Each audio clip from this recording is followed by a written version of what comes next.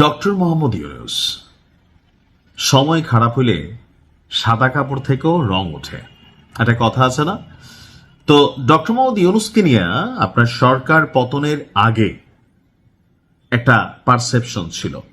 তো সরকার পতনের পর ডক্টর মোহাম্মদ ইউনূসকে নিয়ে ভিন্ন একটা পারসেপশন আমরা দেখেছি। রাষ্ট্রের সর্বোচ্চ প্রধান দায়িত্ব তিনি পালন করেছেন এবং কি হিউজ পরিমাণ তিনি সুযোগ সুবিধা নিয়েছেন, যেগুলো নিয়ে এখন আলোচনা শুরু হচ্ছে। তো ডক্টর মোহাম্মদ ইউনূস কি এই মুহূর্তে চাইলে বাংলাদেশ ছেড়ে বিদেশে চলে যেতে পারবে? দর্শক, ডক্টর মোহাম্মদ ইউনূসের জন্য একটা বড় ধরনের দুঃসংবাদ আছে যে তিনি অল্প কিছুদিনের মধ্যে যদি রায়টা চলে আসে তাহলে চাইলেই তিনি দেশ ছেড়ে যাইতে পারবেন না, পালাইতে পারবেন না, বিদেশও যাইতে পারবেন না। কাজে হোক আকাজে হোক সেই ক্ষেত্রে তাকে রাষ্ট্রীয় অনুমতি নিতে হবে। এখন কি এমন ঘটাইল ডক্টর ইউনূস যে তার দেশ থেকে নিষেধাজ্ঞা চেয়ে লিগেল নোটিশ পাঠানো হয়েছে? তো শুধুমাত্র কি ডক্টর ইউনূস না, এই যে অন্তর্বর্তী সরকারের সকল উপদেষ্টা, অনেকের বিরুদ্ধে অনেক অভিযোগ আছে।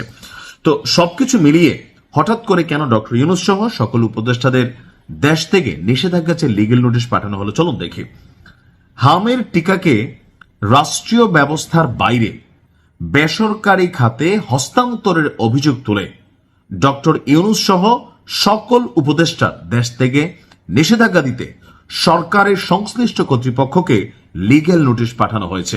আর এই নোটিশে পাঠিয়েছেন সুপ্রিম কোর্টের আইনজীবী এম আশরাফুল ইসলাম। নোটিশে বলা হয়েছে, হামের টিকাদান কার্যক্রমকে রাষ্ট্রীয় ব্যবস্থার পরিবর্তে বেসরকারি খাতে দিয়েছে ডক্টর ইউনূস এবং তার উপদেষ্টাদের বিরুদ্ধে অভিযোগ। তো এটার জন্য তাদের বিরুদ্ধে ব্যবস্থা নেওয়া প্রয়োজন।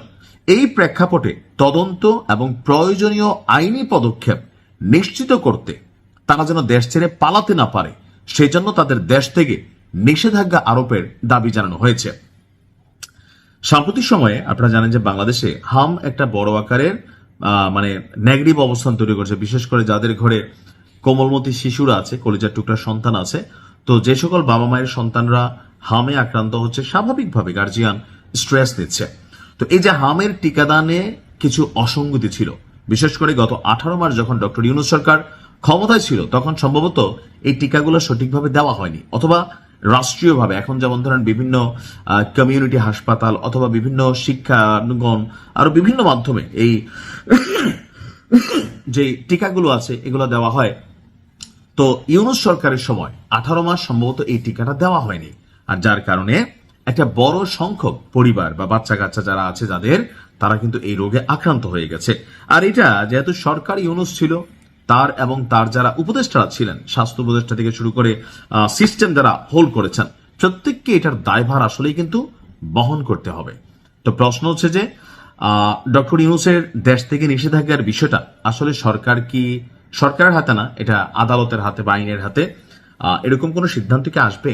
আমি আগেই বলে দিচ্ছি, আসবে না। কেন আসবে না এটা আপনারা নিজেরা বুঝা নিয়েন, কারণ সব কথা আসলে বলতে হয় না। তো যিনি এই কাজটা করছেন সাহসী মানুষ, তিনি জবাবদিহিতার আওতায় আনতে চাইছেন যে না, যে কোনো মানুষ যখন ক্ষমতা ছাড়বে বা ক্ষমতায় আছে তাকে জনগণের কাছে জবাবদিহি করতে হবে, রাষ্ট্রের কাছে জবাবদিহি করতে হবে। That's the point. তো ডক্টর ইউনূস সহ বাকি উপদেষ্টাদের জন্য কি সিদ্ধান্ত আসবে এটা দেখা যাক, নোটিশটাকে আদালত থেকে কিভাবে নেওয়া হয় বা তারা কিভাবে এটা রিপ্লাই করেন। ভালো থাকুন।